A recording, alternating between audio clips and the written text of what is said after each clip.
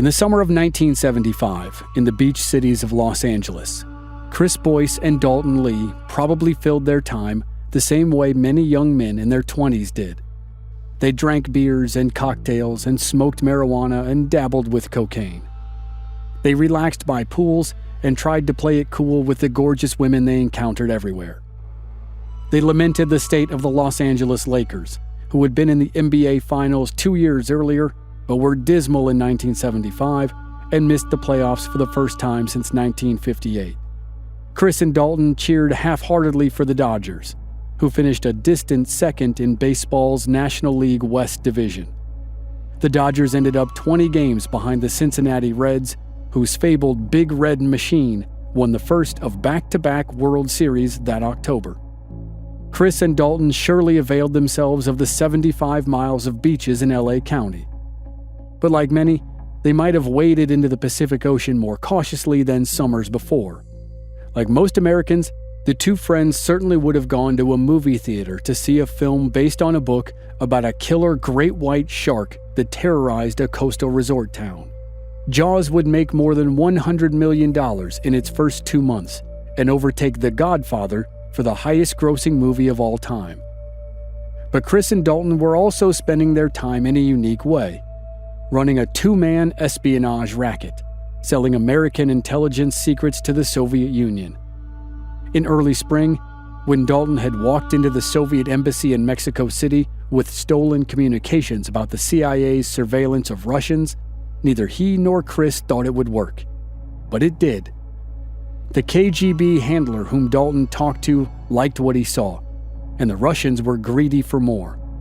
Over the next several months, Daulton would live mostly in Mexico, returning only for parcels of secrets from Chris. He would receive a crash course in the spy trade and live a life of code names and passwords, clandestine signals, and encrypted messages. In many ways, Chris's deception would be even greater. He would continue on as usual at his employer, an aerospace company called Thompson Ramo Wooldridge. He faked his way through his job at TRW and lost himself in the atmosphere of the Black Vault. He found new ways to take advantage of the operation's laughable security to steal valuable, covert intel. They started earning thousands of dollars, and then tens of thousands. But Chris Boyce already had the sense that they had set in motion something that couldn't be stopped, and sooner or later, the spy games would destroy both their lives.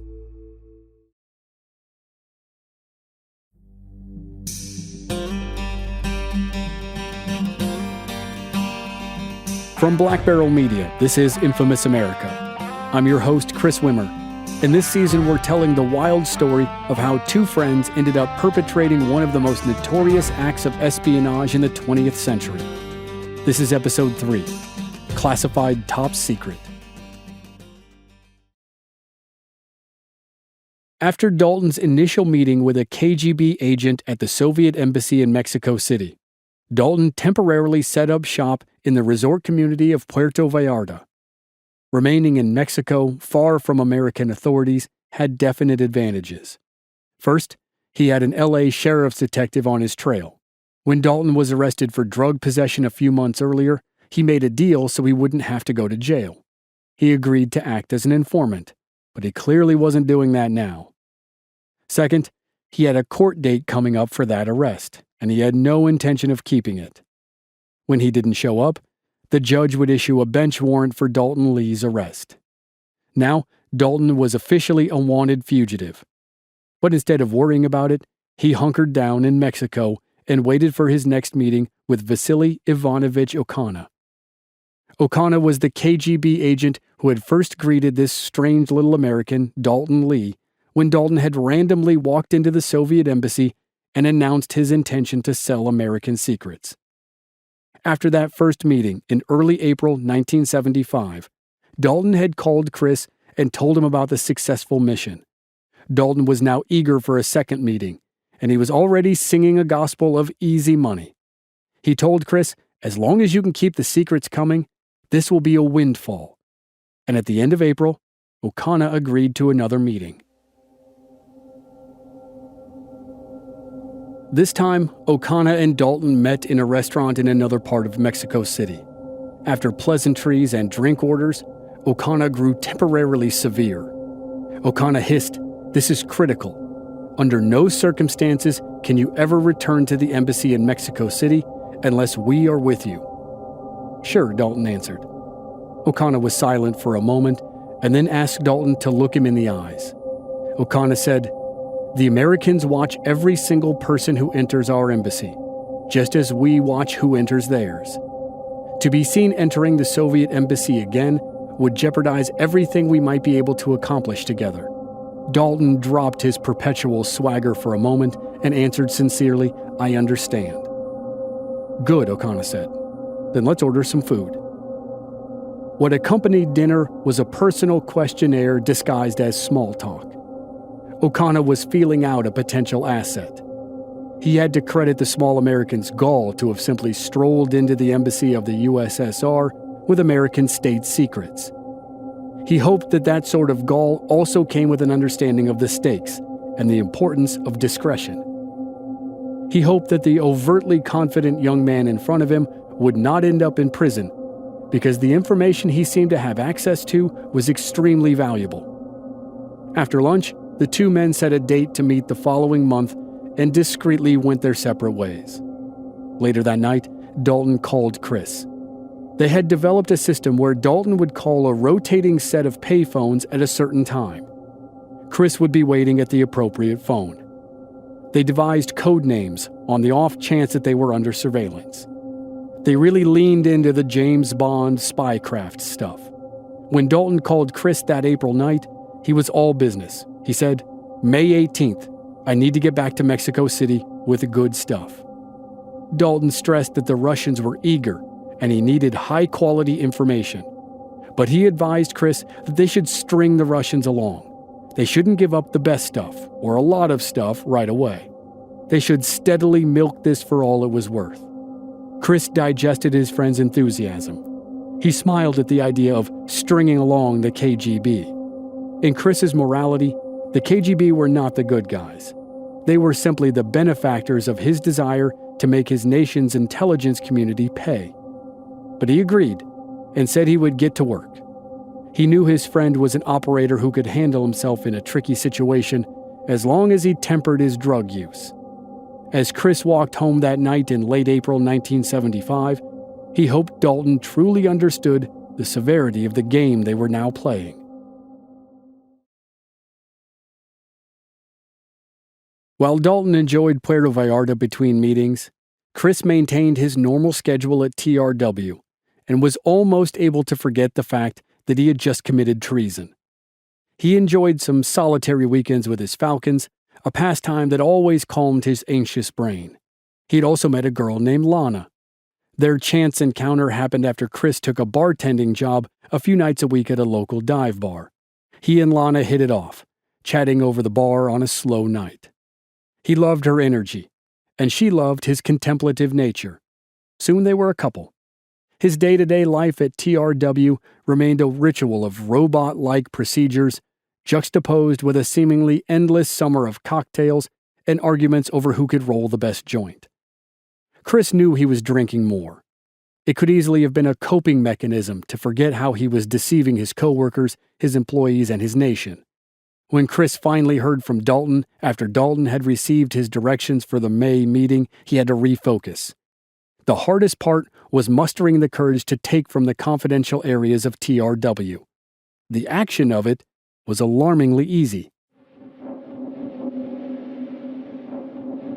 Although it was a short list of people who could actually access the Black Vault, the people on the list could act with impunity. The simplest way for Chris to leave with top-secret information was to use the same security satchels they used for their runs to the liquor store. No security measure had ever led to the discovery of tequila, triple sec, or sour mix, so why should it lead to the discovery of transmissions from Australia about spy satellites? Still, Chris knew he couldn't get cocky. By then, he had been on the job long enough to know that there was always the threat of a government inspection. But he also knew that there was almost no oversight on the TRW campus. The chief officer responsible for security procedures in the Black Vault was known to Chris and his coworkers as the token hippie. He cared more about where he could find the best vacant swimming pools for skateboarding than being vigilant about security.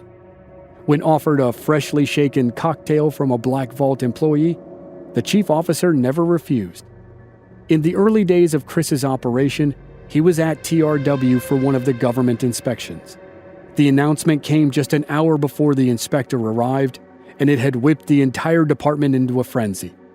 Bottles were stashed, marijuana plants were decorated with lampshades for hats, and Gene Norman furiously ripped down the penthouse centerfolds that adorned his cubicle. For good reason, Chris's anxiety was tenfold worse. He tore open his desk drawers to make sure he hadn't forgotten to return anything confidential to its proper place. The inspector had been there for about an hour when he asked Chris to open the vault where the daily cipher cards were kept. When Chris did so, the inspector reached in and lifted out a binder. In it, each page coincided with a calendar day, and on it was a sealed plastic envelope containing the day's corresponding card. The inspector began flipping the pages. He stopped on a page for a day that was coming up in a few weeks. He ran his hand over the page where the card was. The plastic seal had been opened, and the card had been reinserted into the sleeve backwards and upside down. The inspector looked up, but Chris pretended to be doing paperwork at his desk. In reality, he was using every ounce of willpower to keep from exploding with panic. He had been incredibly careless. It was a stupid, stupid mistake. Without a word, the inspector took the card out of its slot and then reinserted it correctly. He pressed the envelope closed, shut the binder, and handed it back to Chris. The inspector left the Black Vault, went into an office with the chief security officer, the token hippie, and shut the door. Now Chris's panic exploded. He searched for a story that could explain why a sealed envelope for a cipher card that wasn't supposed to be opened for weeks was open, and why the card in the envelope had clearly been removed and then put back incorrectly. Chris could say he grabbed the wrong month. He took the card out for April 10th, when he meant to take out the card for March 10th. That might work, but only if the inspector didn't look any further. If the inspector kept searching the binder, he would see that cards for lots of other days had also been removed. Chris was cooked. He could feel that it was all about to come crashing down. But then, 20 minutes later, the inspector walked out of the office and headed to his car. The token hippie stepped out of the office, read a brief list of minor infractions, and then told the Black Vault team that they had all passed inspection. Chris was astonished, relieved but astonished. If that experience was one of the worst things that could happen at TRW, then he couldn't help but wonder, could it really be this easy to be a spy?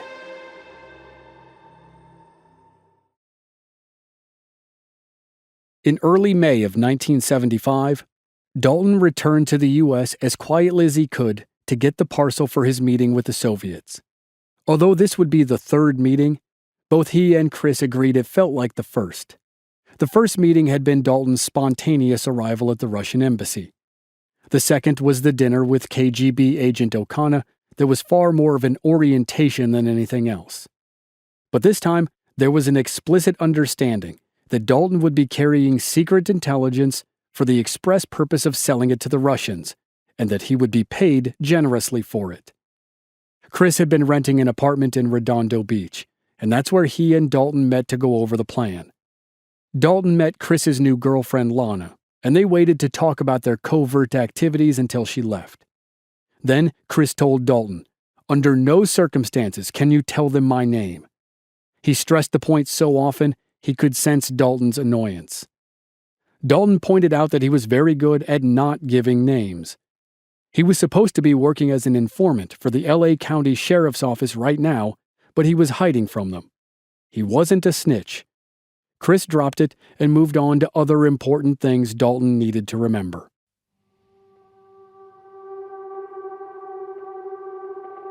One, let them believe there's lots of intel to buy, but we're not going to give it all at once. 2, Don't agree to meet anyone outside the city or here in Los Angeles. And 3, never ever promise something that Chris couldn't get, especially the frequencies of the KW7 machines that were used to receive coded messages from around the world. Those frequencies weren't kept in the Black Vault, so Chris couldn't access them. Daulton nodded his assurance. The 2 spies clinked their glasses and gulped a shot of tequila, to good luck and safe travels. On May 18th, Daulton stood across from a massive modernist mural about a mile from the Soviet embassy in Mexico City. With his long hair, bushy mustache, and designer sunglasses, Daulton could have been a student or just another American tourist. He heard heavy footsteps behind him that came to an abrupt stop. He heard a voice, almost completely void of a Russian accent. "Do you know the restaurants in San Francisco?" the voice said. Without turning, Daulton spoke the appropriate coded response. "No, but I know the restaurants in Los Angeles." Now Daulton turned around to see his KGB handler. Even in the early summer heat, O'Connor wore full business attire. In Daulton's gregarious way, he considered raising his arms for an embrace. O'Connor made the decision for him by offering a quick handshake. "I hope your trip here went well," the agent said. "Let's walk." The crowded streets swallowed the 2 men as they strolled. O'Connor gave Daulton the location of a restaurant in the area where they would meet later. Daulton said he'd be there at 8 o'clock sharp. "Excellent," the Russian said. "And have you something for me?" Daulton reached into his bag and pulled out an envelope that contained the cards for the encryption machine. O'Connor took them, nodded, and stowed them in the pocket of his blazer. The agent hailed a cab, and then he was gone. Daulton watched the cab disappear and then walked away with thoughts of ice-cold cocktails in his mind. But not too many. He had to be straight for later. If all went well, he'd be counting his money over dinner. Daulton strolled into the first bar he came across, already dreaming of the ways he would spend his share of the big payday.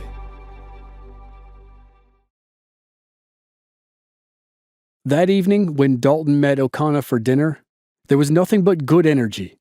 The men toasted their glasses of vodka, ordered far too much food, and enjoyed music from the street outside. Early in the meal, O'Connor asked Daulton to reach his hand under the table and grab an envelope. Daulton accepted it and quickly looked inside. He saw a stack of $100 bills. The well-traveled drug dealer could eyeball a wad of cash as good as any pusher in L.A. There was at least $3,000 in the envelope. Daulton stashed the money and went back to his dinner and his vodka. The conversation turned to what O'Connor assumed was their mutual hatred of American capitalism, which was a little ironic considering they had just completed a capitalist transaction. Daulton pretended to agree. But when the waiter removed the dinner plates and another vodka had been poured, O'Connor began to question the young spy in training. The agent continuously asked about Daulton's friend, the one in America who had access to the intelligence. O'Connor went so far as to imply that he did not necessarily believe there was a friend. Maybe Daulton himself was the expert in spy satellite surveillance at the unnamed aerospace company.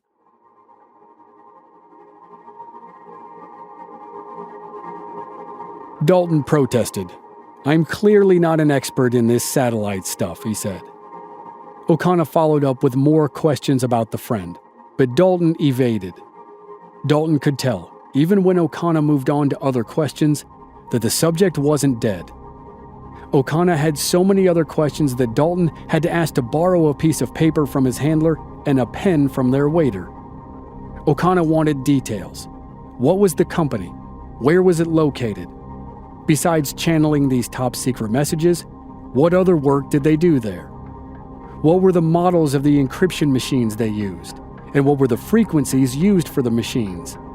Daulton scribbled furiously, fighting the fog of vodka. All the while, he said exactly what he was not supposed to say. Don't worry. My friend can get whatever you want." When O'Connor finally finished, the 2 men discussed protocols for communication going forward. They shared one last drink and both stumbled out into the Mexico City night. Daulton stumbled far more than O'Connor, but he wasn't so drunk that he forgot the thousands of dollars tucked into his jacket or the feeling that this was just the beginning. He was anxious to get back to the States and share it with his partner. When he returned to Palos Verdes, he spent a night at Chris's apartment and filled his friend in on the big meeting. He entertained Chris with stories of how he'd been contacted for his monthly rendezvous. He would receive a postcard with a phony, cursory message written on it. The message would contain a number. That was how Daulton knew which day to meet. The crafty thing, Daulton said, was the picture on the postcard. Maybe it would be a fountain or a chapel or some other monument. But the cross streets of the monument were the important part. That would be where he would go to alert the Soviets that he had arrived. Daulton kept going. Then, when I get to Mexico City, I have to tape an X on a lamp post or a wall or a tree at a predetermined location. Then they will contact me. To Chris, the security features and the failures at TRW had been commonplace. But Daulton's descriptions of his espionage lifestyle seemed wild.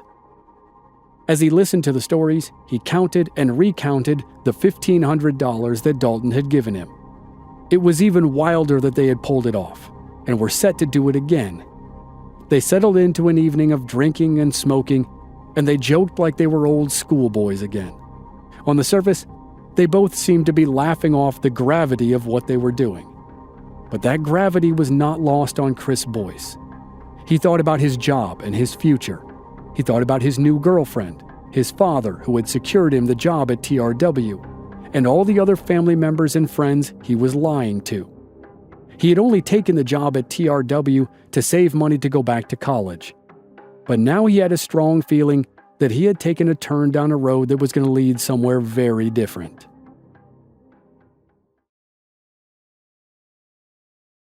As the summer went on, Daulton became adept at his maneuvers in Mexico City. He subtly left his X marked in painter's tape at an agreed location and then waited.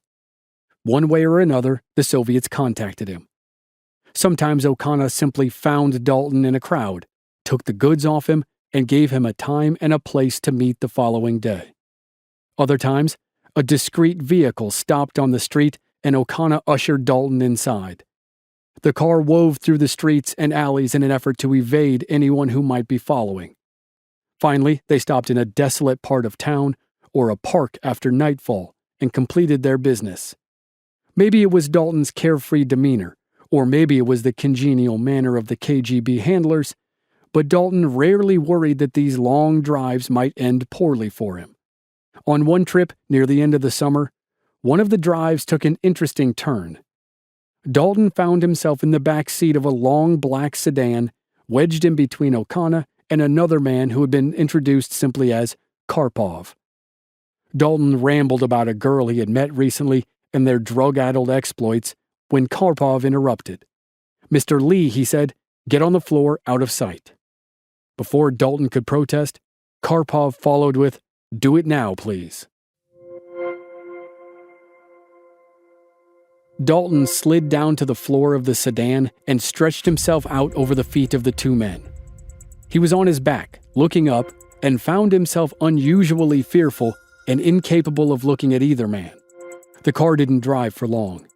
It came to a stop on a well-lit street, which calmed Daulton to a degree. But then he heard the sound of a metal gate opening. The sedan lurched forward, and Daulton heard the gate closing behind them. After the car rolled forward no more than 50 feet, it came to a stop. Karpov looked down at Daulton. He was smiling. "We have arrived," he said, as he opened the car door and stepped out. Daulton sat up, hoisted himself out of the vehicle, and felt an immediate sense of relief. They were at the embassy, which surprised Daulton. He thought he was never supposed to come back. O'Connor said they needed a little more time to look at the batch of documents that Daulton delivered. He thought Daulton might be more comfortable here. Daulton was escorted into a sparsely furnished room with a long table and a lamp hanging over it. It was what Daulton thought an interrogation room might look like. But before fear could grip him, an attendant entered with vodka and caviar. It seemed like the party was underway. While they drank, others joined them. Soon, Daulton was fielding questions and requests from all directions. He had to slow down on the vodka so that he could write straight as he transcribed the questions. They asked where exactly his friend worked and what projects he could access. They wanted schematics and instruction manuals for any and all satellites. They wanted lists of components and names of people who worked on the projects. More than anything, they harped on the need for the frequencies of the KW7 machines that sent and received coded transmissions. When they all took a break to open a new bottle of vodka, O'Connor slid an envelope to Daulton that had in it well over $5,000 in $100 bills. Daulton smiled. O'Connor made it clear. The transmission frequencies of the encryption machines would be worth much, much more. With their glasses filled, they toasted, as had become their custom, to peace. After they downed their spirits, O'Connor leaned into Daulton and said, "There is something else that we would pay very well for." Clenching the envelope of cash under the table, Daulton said, "Well, let me know, comrade, and I'll make it happen." The Russian replied, "We want the name of your friend."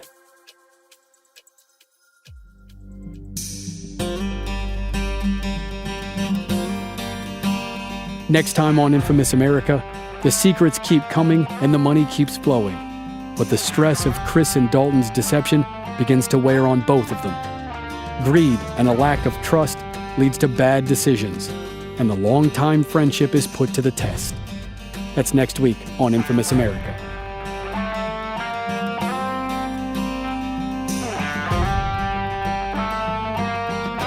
Members of our Black Barrel Plus program don't have to wait week to week for new episodes. They receive the entire season to binge all at once with no commercials. And they also receive exclusive bonus episodes. Sign up now through the link in the show notes or on our website, blackbarrelmedia.com. Memberships begin at just $5 per month. This series was researched and written by Jamie Lyko. Original music by Rob Valier. I'm your host and producer, Chris Wimmer. Find us at our website, blackbarrelmedia.com, or on our social media channels. We're Black Barrel Media on Facebook and Instagram, and B Barrel Media on Twitter. And you can stream all our episodes on YouTube. Just search for Infamous America Podcast. Thanks for listening.